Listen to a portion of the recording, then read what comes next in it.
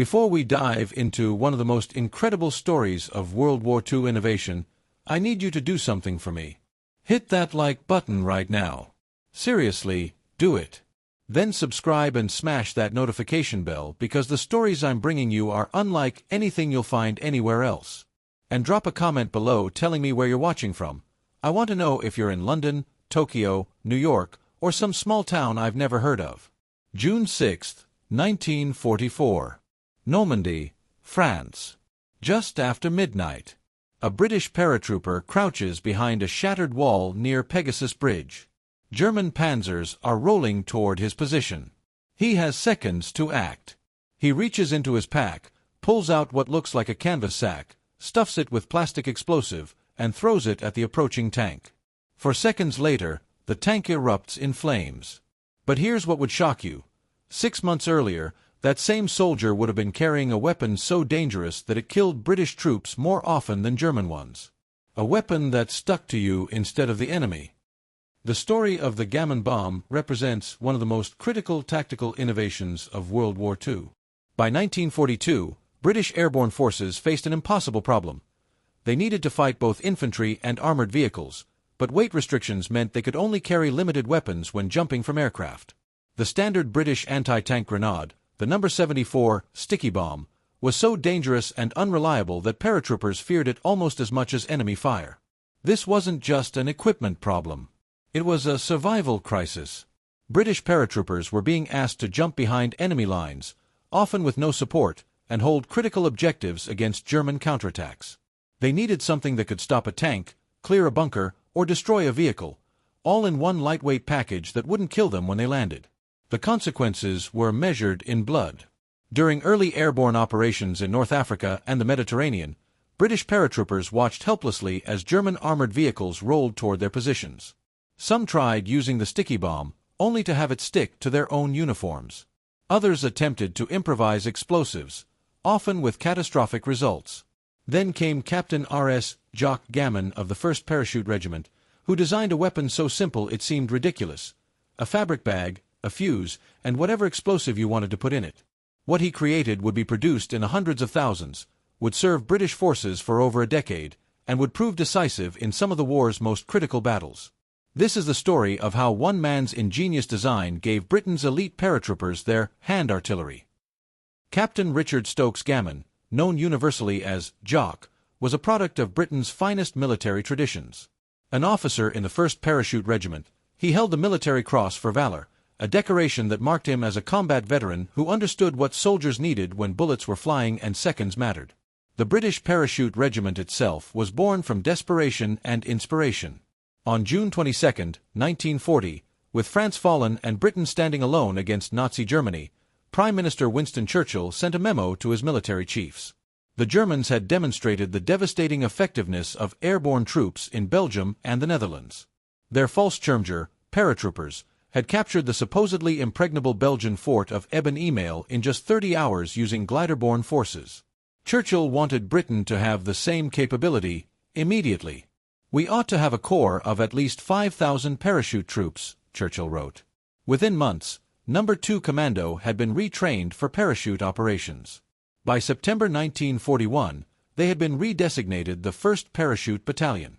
These men underwent training designed to create a completely new type of soldier, aggressive, self-reliant, physically superior, and mentally unbreakable. They learned to jump from aircraft, land in hostile territory, and fight with whatever they could carry. But what they could carry was severely limited. A paratrooper in 1942 jumped with approximately 40 kilograms of equipment. This included his main parachute, reserve parachute, rifle, ammunition, rations, water, entrenching tool, and personal equipment. Every gram mattered. Heavy weapons, mortars, anti-tank guns, machine guns, would come later via glider if the landing zones could be secured. This created an existential problem. What happens when a paratrooper lands and immediately faces German armored vehicles? The British had developed an answer, the No. 74 anti-tank grenade, universally known as the sticky bomb. Picture a glass sphere filled with 1.25 pounds of nitroglycerin, covered in a sticky fabric, mounted on a Bakelite handle with a 5-second fuse. The concept was simple. Run up to an enemy tank, stick the grenade to its armor, pull the pin, run away, and hope the 5-second fuse gave you enough time to reach cover before the explosion. In theory, it was ingenious. In practice, it was a nightmare. The sticky adhesive that was supposed to attach to tank armor had an unfortunate tendency to stick to everything else first: uniforms, equipment bags, webbing, other soldiers. There were documented cases of soldiers who pulled the pin only to find the grenade stuck to their own battle dress. The glass sphere could shatter if dropped, releasing nitroglycerin that was notoriously unstable. The grenade came in a metal can that had to be removed before use, adding precious seconds in combat. And the entire concept required a soldier to approach within arm's length of an enemy tank, a suicidal proposition when machine gunners were specifically watching for exactly this threat. Lieutenant Colonel John Frost, who would later command at Arnhem, called the sticky bomb an abomination, and noted that his men would rather face a tank unarmed than try to use one of those death traps. But it was all they had. By 1942, British airborne forces had conducted several operations. Operation Colossus in February 1941 had dropped paratroopers into southern Italy to destroy an aqueduct. Operation Biting in February 1942 had raided Bruneval in France to capture German radar equipment. These operations had been successful, but they highlighted a critical gap. British paratroopers had no reliable way to defeat armor or fortifications.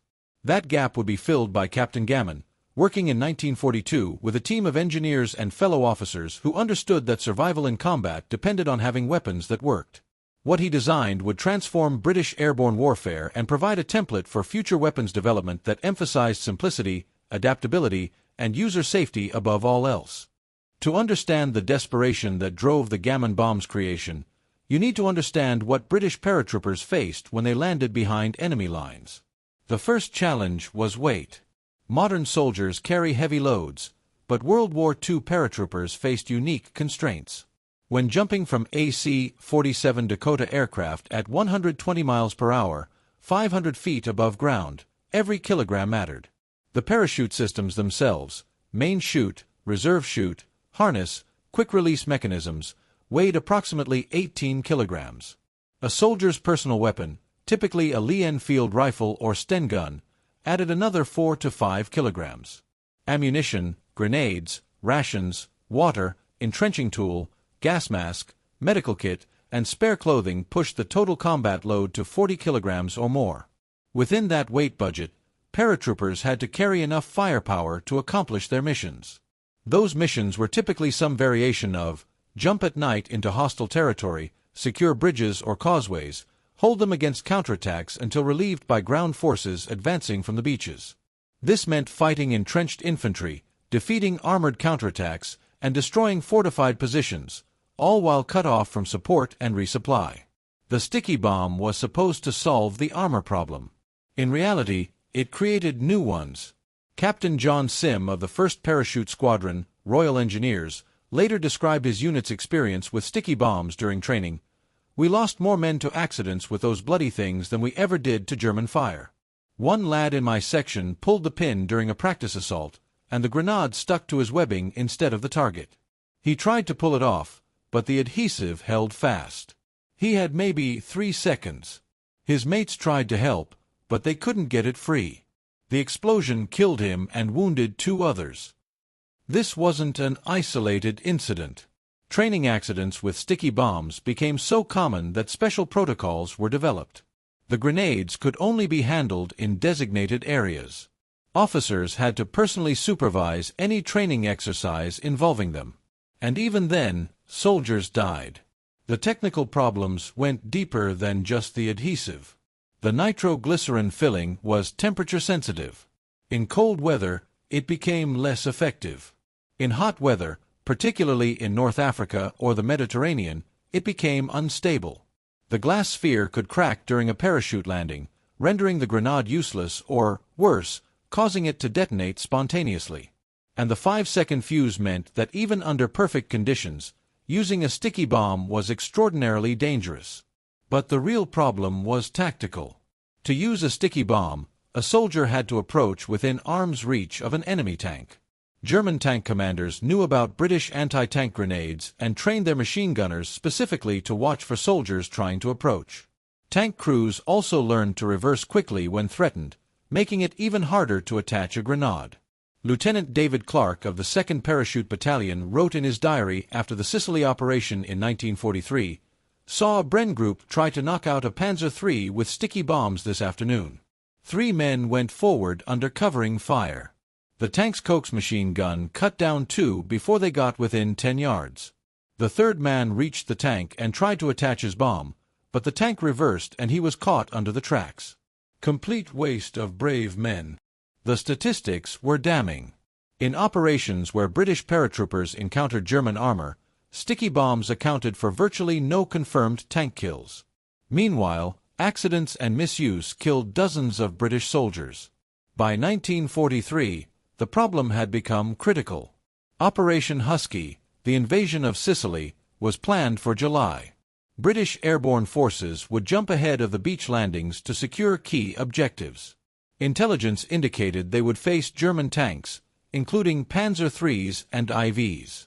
If paratroopers couldn't stop armor, the entire operation could collapse. Officers like Captain Gammon recognized that the solution couldn't just be a better weapon. It had to be a completely different approach. The sticky bomb represented what engineers call overspecification, trying to solve too many problems with a single design. It tried to be safe, glass sphere, sticky adhesive, powerful, nitroglycerin, and user-friendly, simple handle, all at once. The result was a weapon that failed at all 3 goals. What was needed was something simpler. A weapon that could be carried safely, assembled quickly, and used effectively without requiring the soldier to commit suicide in the process.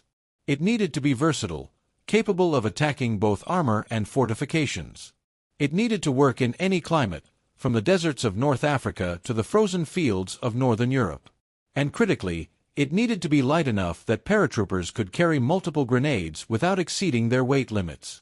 The solution would come from asking a different question. Instead of asking, "How do we improve the sticky bomb?"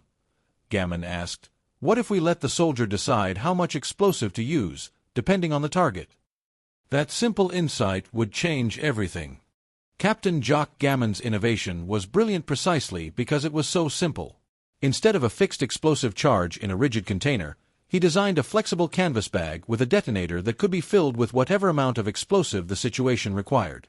The Gammon Bomb, officially designated the number 82 grenade, consisted of just 4 components. First, an elasticized stockinette bag made of dark-colored fabric, roughly the size and shape of a thick sock. This could hold up to 900 grams, nearly 2 pounds, of plastic explosive. Second, a metal cap that screwed onto the top of the bag and contained the fuse assembly. Third, a length of stout linen tape wound around the fuse with a curved lead weight attached to the end. And fourth, the critical component, an always fuse, designated number 247, identical to the one used in the number 69 grenade. The genius was in the operation sequence. A paratrooper would carry empty Gammon bombs in his pack. Each weighed only about 340 grams when empty, barely 3/4 of a pound. He'd also carry plastic explosive, typically composition C or C2, which was issued routinely to airborne forces for demolition work. When needed, he'd simply stuff the elastic bag with as much explosive as the target required, screw the metal cap back on, and the weapon was ready. To use it, the soldier would unscrew and discard the metal cap, exposing the linen tape wound around the fuse. Holding the lead weight firmly against the fuse body with one finger, he'd throw the grenade at the target. As the grenade flew through the air, the lead weight would pull away, unwinding the linen tape and extracting a retaining pin from the fuse mechanism. Once that pin was removed, a heavy ball bearing inside the fuse was held back only by a weak spring. Any impact, from any angle, would overcome that spring and drive the ball bearing into a percussion cap. The percussion cap would fire directly into the detonator, which would detonate the main explosive charge. There was no delay. The grenade exploded the instant it hit anything solid. This always fuse design was revolutionary. Traditional grenades used time delay fuses that gave the enemy a chance to throw the grenade back or take cover. The Gammon Bomb detonated on impact, giving no warning and no chance to react. And because the ball bearing would strike the percussion cap regardless of how the grenade landed, hence always, there was no need to worry about the grenade landing at the wrong angle. The adjustable explosive charge made the Gammon Bomb incredibly versatile. Against infantry in the open or in foxholes, a paratrooper might fill the bag with just half a stick of plastic explosive, about 100 to 150 grams, and add shrapnel if available, nails, ball bearings, scrap metal, anything that would fragment. This created a devastating anti-personnel weapon with a lethal radius of about 10 to 15 yards. Against machine gun nests or fortified positions, he might use a full stick or two, 300 to 400 grams, creating a blast powerful enough to collapse bunkers or blow holes in stone walls. The concussion effect in enclosed spaces was particularly devastating. Several documented accounts describe gammon bombs thrown into German pillboxes clearing entire squads with a single blast. But the real power came when facing armor. Against tanks or armored vehicles, a paratrooper could fill the bag to its maximum capacity, 900 grams, nearly 2 pounds of high explosive.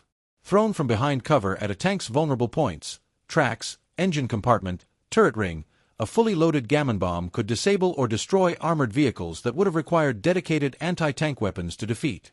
The shaped charge effect, though not intentionally designed into the weapon, provided additional armor penetration. When the plastic explosive detonated against a hard surface, it created a focused blast that could penetrate steel plating. This made the gammon bomb effective even against the frontal armor of light and medium tanks, provided it hit squarely. Paratroopers quickly discovered additional uses. A gammon bomb could breach doors and walls. It could destroy enemy vehicles parked in motor pools. It could collapse bridges or cratered roads. Some creative soldiers even used small amounts of the plastic explosive to heat rations. Composition C burned hot and smokeless, perfect for warming coffee or K-rations at the bottom of a foxhole without giving away your position. The safety features were as important as the offensive capabilities. Unlike the sticky bomb, the gammon bomb was completely safe until the moment of throwing. The metal cap kept the tape and weight secure. The lead weight had to be deliberately held in place while throwing. If dropped, the grenade was still inert. Even if a soldier fell during a parachute landing with gammon bombs in his pack, they wouldn't detonate. This safety margin was psychologically critical. Paratroopers trusted the gammon bomb in a way they had never trusted the sticky bomb. Production began in early 1943, authorized in May of that year. The Ministry of Supply contracted multiple facilities to manufacture the bags and fuse assemblies. Because the weapon was so simple, fabric, metal, and an off-the-shelf fuse, production ramped up quickly. By the time of the Normandy landings in June 1944, British airborne forces had tens of thousands of gammon bombs in their arsenals. Distribution was initially limited to elite units, the 1st and 6th Airborne Divisions, the Special Air Service, and commando units. These forces already carried plastic explosive for demolition tasks, so issuing gammon bombs required no additional logistical burden. Soldiers were trained in proper assembly, throwing technique, and safety procedures. The training emphasized that fully loaded gammon bombs could only be thrown safely from behind cover. The blast from 900 grams of explosive was enough to injure or kill the thrower if he was in the open. Some paratroopers modified their gammon bombs in the field. A common modification was to cut the linen tape shorter, reducing the distance required for it to fully unwind and thus decreasing the arming distance. This was officially discouraged. It increased the risk of the grenade arming before it cleared the thrower, but many soldiers felt the trade-off was worth it for faster detonation. Color coding helped identify different loadings. Though not standardized, some units marked anti-personnel gammon bombs with chalk or paint to distinguish them from anti-tank versions. This allowed soldiers to grab the right weapon quickly in combat without having to judge the weight. The Americans noticed. By late 1944, some U.S. airborne units operating alongside British forces had acquired gammon bombs and used them operationally. The U.S. Army evaluated the design for potential adoption but ultimately decided their existing grenade and demolition charge inventory was sufficient. Still, American paratroopers who worked with British units often traded for gammon bombs, valuing their versatility and power. The gammon bomb also filled a capability gap for the resistance.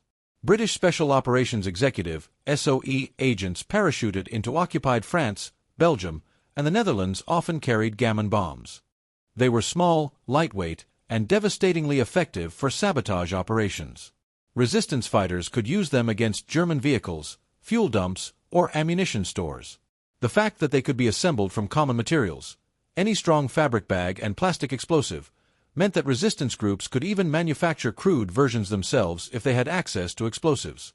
By D-Day, the Gammon Bomb had become standard equipment for British airborne forces. Every paratrooper jumping into Normandy carried at least 2 or 3 in his pack, along with blocks of plastic explosive. What Captain Gammon had created was more than just a grenade. It was a philosophy of warfare. Give soldiers simple, adaptable tools and trust them to use those tools effectively. The night of June 5 to 6, 1944, would prove the Gammon Bomb's value beyond any doubt. At 0:16 hours on June 6, 1944, 6 Horsa gliders carrying D Company, 2nd Battalion, Oxfordshire and Buckinghamshire Light Infantry, reinforced by Royal Engineers, landed within 50 yards of their objectives, the Benouville Bridge over the Caen Canal, soon to be renamed Pegasus Bridge, and the Ranville Bridge over the River Orne. These bridges were critical to the success of Operation Overlord. If German forces could use them to bring armor and reinforcements east, they could roll up the entire British landing zone. Major John Howard's force of 180 men stormed the bridges in a lightning assault. Both were captured within minutes. But then came the counterattacks. Throughout D-Day, German forces attempted repeatedly to retake the bridges. At one point, 3 German Panzer IV tanks approached Pegasus Bridge from the east. British paratroopers had no anti-tank guns. Those would arrive later via glider. They had Piats, projector, infantry, anti-tank, but Piats were notoriously inaccurate and short-ranged. What they did have were Gammon bombs. Lieutenant Dennis Fox later described the engagement. The panzers came down the road in column. We let the first one get within 30 yards of the bridge. 3 of my section had Gammon bombs loaded with every bit of plastic we could spare. Must have been close to 2 pounds each. They threw from behind the bridge abutment, all 3 grenades together. The lead tank took all 3 hits, tracks, turret, engine deck. The explosions were enormous. The tank burned immediately, and the fire was so intense the other 2 backed off. That single engagement demonstrated everything revolutionary about the Gammon Bomb. 3 soldiers with improvised weapons had stopped an armored attack that should have required dedicated anti-tank guns. The psychological effect on the Germans was significant. If British paratroopers could knock out tanks with hand-thrown weapons, approaching British positions became far more dangerous. Throughout the Normandy campaign, Gammon bombs proved their worth repeatedly. The 6th Airborne Division reported that Gammon bombs accounted for more German vehicle kills than any other infantry portable weapon in the first 48 hours of the invasion. Paratroopers used them against armored cars, half-tracks, trucks, and even dug-in machine gun positions. Sergeant Wagger Thornton of 9 Para recorded in his diary, used Gammons on everything. Destroyed a German staff car at 50 yards, filled one with 3/4 load and lobbed it into the road. Vehicle disintegrated. Later used smaller charges to clear 2 farmhouses. Just toss them through windows and wait for the bang. Much more effective than rifle grenades and safer than going in with Stens. The versatility proved critical in the confused fighting of the bocage, the Norman hedgerows that turned every field into a fortress. British and Canadian forces found that Gammon bombs could breach the thick hedgerows that channeled movement and created killing zones.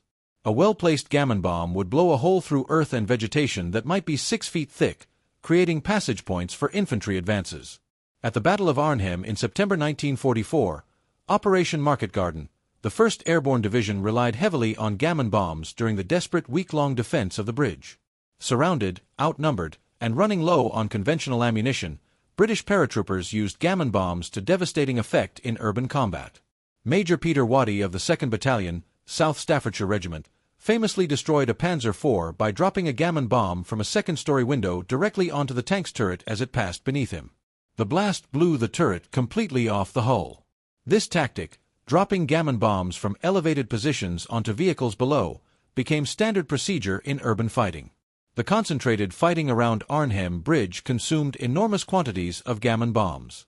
Supply containers dropped by RAF aircraft included dedicated loads of just plastic explosive and empty Gammon bomb cases.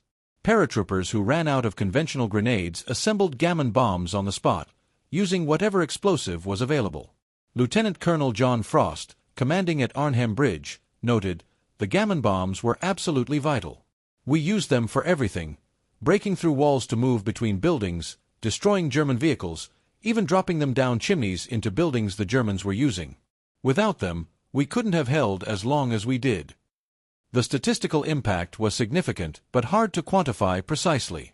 British airborne forces don't break out Gammon Bomb effectiveness separately from other explosives in after-action reports. However, several patterns emerge from combat records and personal accounts. First, Gammon bombs significantly reduced paratrooper casualties in the first hours after landing. The ability to defeat armor and fortifications immediately, rather than waiting for heavy weapons to arrive, meant that small groups of paratroopers could hold critical positions against larger forces. Second, Gammon bombs proved more effective in urban and close terrain than in open country. In cities, forests, and the Norman hedgerows, the relatively short throwing range, about 30 to 40 yards for a heavy load, wasn't a disadvantage. Soldiers could approach within effective range under cover and deliver devastating attacks. Third, the psychological impact on German forces was disproportionate to the actual casualties inflicted. German unit reports from Normandy repeatedly mention British paratroopers using powerful explosive charges that could destroy vehicles and fortifications. This created a perception that British paratroopers were far more heavily armed than they actually were, making German commanders more cautious about counterattacking airborne positions. Production numbers tell their own story. Estimates suggest that between 100,000 and 200,000 Gammon bombs were manufactured during the war. While this pales compared to the millions of Mills bombs or American Mk2 grenades produced, remember that Gammon bombs were specialist weapons issued only to elite forces. For comparison, the entire British airborne establishment in June 1944 was roughly 15,000 men. The production of 100,000 plus Gammon bombs meant there were enough for each paratrooper to carry several on every operation. The weapon's effectiveness led to its continued production after World War II ended. Gammon bombs remained in British military inventory through the early 1950s, seeing use in various colonial conflicts and counterinsurgency operations. They were finally declared obsolete around 1954, not because they were ineffective, but because peacetime safety requirements made their impact detonating fuse too dangerous for routine training. Even after official withdrawal, some units held onto stocks of Gammon bombs for special operations. British Special Air Service reportedly had Gammon bombs available as late as 1957, valuing them for covert operations where their versatility and lack of distinctive fragments made them difficult to trace. The weapon influenced post-war design thinking. The U.S. Army's M112 demolition charge, introduced in the 1960s, borrowed concepts from the Gammon bomb, a flexible container that could be shaped to the target and detonated either electrically or by time fuse. Modern breaching charges used by Special Operations Forces worldwide trace their conceptual lineage directly to Gammon's simple sock-and explosive design. Perhaps the most telling testimony came from German sources. Post-war interrogations of German prisoners captured in Normandy revealed that many believed British paratroopers carried specialized super grenades that could destroy tanks. They didn't realize they were facing improvised weapons assembled in foxholes from common materials. That misperception probably saved British lives. German forces were more hesitant to close with paratroopers they believed were carrying devastating anti-tank weapons. The Gammon bomb's legacy extends far beyond its tactical effectiveness in World War II. It represents a fundamental shift in how military forces think about weapons design, logistics, and soldier empowerment. The first lesson is about simplicity. Captain Gammon succeeded where countless military engineers with more resources and longer timelines had failed, because he focused on the essential requirement: give soldiers a way to defeat armor without killing themselves in the process. He didn't try to create a perfect grenade that would work in every situation. Instead, he created an adaptable platform that soldiers could configure for the specific threat they faced. This philosophy, designed for adaptability rather than perfection, would become central to modern weapons development. Today's modular weapon systems, where soldiers can quickly reconfigure their rifles or sidearms with different attachments depending on the mission, trace their intellectual roots to innovations like the Gammon bomb.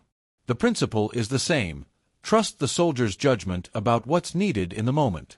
The second lesson concerns logistics and simplicity of supply. The Gammon bomb's genius was that it leveraged existing supply chains. British airborne forces already received plastic explosive for demolition tasks. They already had detonators and fuses. The Gammon bomb simply provided a better delivery method for materials that were already in the supply system. This meant no additional logistical burden, no new factories, no competition for scarce resources. Modern military logistics officers still study this principle. The best new weapons are often those that work with existing supply chains rather than requiring entirely new ones. The U.S. military's adoption of the M4 carbine family, which uses the same ammunition and many of the same parts as the M16 rifle, reflects this same thinking. The third lesson is about trust. The Gammon Bomb worked because it trusted soldiers to make intelligent decisions about how much explosive to use. It didn't try to idiot-proof the weapon by making it fixed and unchangeable. Instead, it acknowledged that soldiers in combat are the best judges of what's needed at that moment. This represented a significant shift in military thinking. Traditional military doctrine emphasized standardization and control, every soldier using identical equipment in identical ways. The Gammon Bomb demonstrated that giving soldiers flexibility within a safe framework could produce better outcomes than rigid standardization. Modern military doctrine, with its emphasis on mission command and decentralized decision-making, reflects this evolution. The fourth lesson concerns the relationship between safety and effectiveness. The sticky bomb had tried to be both safe and effective by using complex mechanisms and sticky adhesives. It achieved neither goal. The Gammon Bomb succeeded by separating safety concerns from effectiveness concerns. It was absolutely safe until the moment of use, at which point it was devastatingly effective. This clear distinction between safe mode and armed mode became standard in weapons design. Modern grenades, whether they're smoke, fragmentation, or specialized types, all incorporate this principle. Multiple deliberate steps are required to arm them, but once armed, they function reliably and powerfully. The Gammon Bomb helped establish this design philosophy. The fifth lesson is about innovation under pressure. Captain Gammon designed his grenade in 1942 to 1943, when Britain was fully committed to global war. Resources were scarce, factories were running at maximum capacity, and every design decision had life-or-death consequences. Yet Gammon and his colleagues found time to develop, test, and field a new weapon within months. This contrasts sharply with peacetime military procurement, which can take years or even decades to field new equipment. The Gammon Bomb demonstrates that when necessity demands it, military organizations can innovate rapidly, but only if they're willing to accept good enough solutions quickly rather than waiting for perfect solutions eventually. The sixth lesson concerns the value of user feedback. The Gammon Bomb was designed by a combat officer who understood exactly what soldiers needed because he was one of them. He'd jumped into enemy territory. He'd faced armor.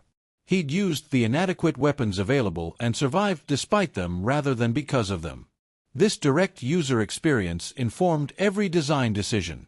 Modern military procurement has tried to institutionalize this lesson through programs that bring combat veterans into the acquisition process.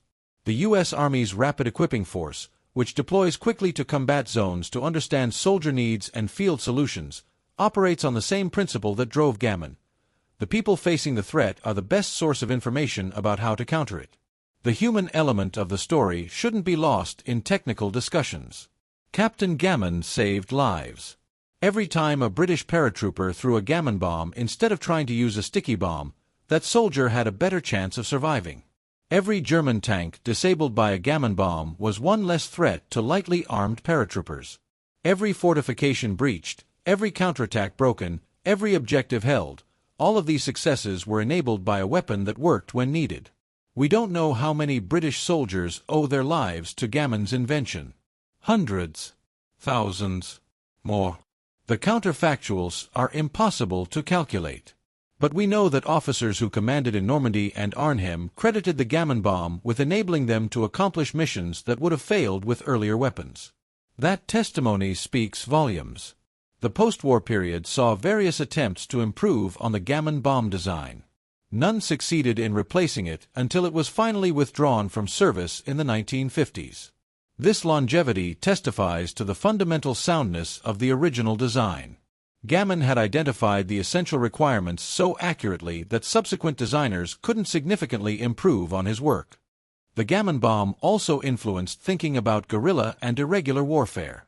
Its simplicity and reliance on common materials made it attractive for resistance movements and irregular forces. During the post-war period, Various liberation movements and insurgencies created Gammon Bomb variants using whatever materials were available. This wasn't entirely positive. The weapon's effectiveness in the hands of non-state actors complicated counterinsurgency operations. But this adaptability also demonstrates one of warfare's fundamental truths. Simple, effective weapons will always find users. Complex weapons that require sophisticated logistics and training can be controlled and limited. Simple weapons that can be improvised from common materials will proliferate regardless of official policy. The Gammon Bomb's influence on insurgent tactics reflects this reality. What about Captain Gammon himself? Historical records are frustratingly sparse. We know he served with distinction in the 1st Parachute Regiment. We know he held the Military Cross. We know he invented the grenade that bears his name in 1942 to 1943. But beyond these facts, details of his life and career remain obscure. This is perhaps fitting. Many of the heroes of World War II were ordinary men who did extraordinary things and then returned to ordinary lives without fanfare or fame. The weapon he created, however, ensured his name would be remembered wherever military historians discuss airborne operations and improvised weapons. British paratroopers still know the name Gammon Bomb, even though the weapon itself has long since been retired. That's the kind of legacy that matters, not monuments or medals, but the knowledge that your work saved lives and accomplished its purpose. The broader lesson for us today, decades after the last Gammon Bomb was thrown in anger, is this: innovation doesn't always mean complexity. Sometimes the most brilliant solutions are the simplest ones. Sometimes the best answer to an impossible problem is to reframe the question entirely. Captain Gammon looked at the problem of British paratroopers needing anti-tank weapons and reframed it. Instead of designing a better anti-tank grenade, he designed an adjustable explosive delivery system that could be configured for any target. That shift in perspective, from specific solution to general platform, is what separated his design from all the failures that preceded it. This principle applies far beyond military equipment. In business, in technology, in science, in everyday problem-solving, we often fail because we're trying to solve the problem as stated rather than questioning whether we're solving the right problem. Gammon's insight was that the problem wasn't, how do we make a safe anti-tank grenade? The problem was, how do we give paratroopers the ability to defeat any target with a hand-thrown weapon? Once he asked that question, the answer became obvious. Another lesson is about the value of constraints. Gammon couldn't design a complicated weapon with exotic materials and sophisticated mechanisms. He was designing for paratroopers who had to carry everything they owned on their backs while jumping out of aircraft. Weight mattered. Reliability mattered. Simplicity mattered. These constraints didn't limit his creativity, they focused it. The result was a weapon that did its job better than more sophisticated alternatives. Modern product designers and engineers rediscover this lesson constantly. Constraints force creativity. Limited budgets, tight deadlines, weight restrictions, size limits, these aren't obstacles to overcome but tools that shape better solutions. The Gammon Bomb wouldn't have been as good if Gammon had unlimited resources and time. The pressure and limitations forced him to focus on what truly mattered. There's also a lesson here about listening to users. Gammon didn't design his grenade in an office or laboratory. He designed it based on direct experience with what soldiers needed. He talked to the men who would use it. He understood their problems intimately because he shared them. This direct connection between designer and user produced a weapon that actually solved real problems rather than theoretical ones. How many products fail because designers never talk to users? How many weapon systems are developed based on what engineers think soldiers need rather than what soldiers actually need? The Gammon Bomb succeeded because that gap didn't exist. The designer was the user, and the users were consulted throughout development. The Gammon Bomb story also reminds us that timing matters.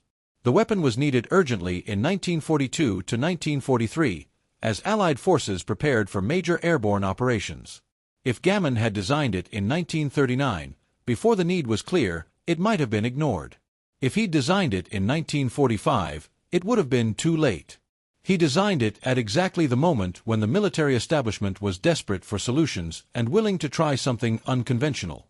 Recognizing moments of opportunity is as important as having good ideas. Many brilliant innovations fail not because they're flawed, but because they arrive at the wrong time. Gammon's timing was perfect, the problem was clear, the need was urgent, and the military was willing to take a chance on an unusual solution. Finally, there's something profound about the contrast between the weapon's simplicity and its impact. A fabric bag, a fuse, some explosive. That's all it was. No advanced metallurgy, no exotic chemicals, no precision manufacturing. Yet this simple device helped win the battle for Normandy's bridges, contributed to the defense at Arnhem, and gave British airborne forces a capability they desperately needed. We live in an era that often equates sophistication with effectiveness. More features, more technology, more complexity. The Gammon Bomb reminds us that sometimes the opposite is true. Sometimes the most effective solution is the simplest one. Sometimes doing less, better, beats doing more, adequately. Think about your own life, your own work, your own challenges. How often do you assume that complex problems require complex solutions? How often do you overlook simple answers because they seem too obvious, too easy, too straightforward? Captain Gammon took one of warfare's most difficult problems, how to let lightly armed soldiers defeat heavy armor, and solved it with a sock and some explosives. He didn't need advanced degrees or massive laboratories or years of research.